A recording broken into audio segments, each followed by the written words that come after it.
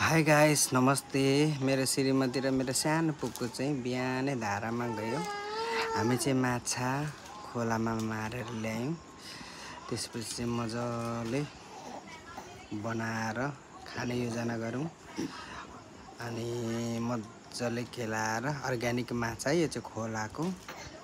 अनि हैन हुँदैन भनेर फेरि सासु आमाले चाहिँ लोकल कुखुरा 3 केजीको कालो भाले लिएर आइदिनु भयो। त्यसपछि मेरो साली नानी साडभाइले चाहिँ हैन अर्ग्यानिक च्याउ लोकल फर्सी तामा पनि साथमा लिएर 3 पिस काका थिए पनि चट्टसँगले भएर खाँदाखेरि यसले चाहिँ राम्रो हुन्छ हेल्थको लागि भनेर ल्याउनु भएको थियो।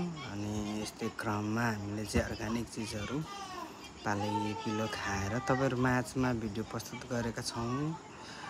Thank you so much for watching. अनि मेरो सानो YouTube च्यानललाई लाइक, कमेन्ट, सब्स्क्राइब गरिदिनु होला। Thank you so much everyone.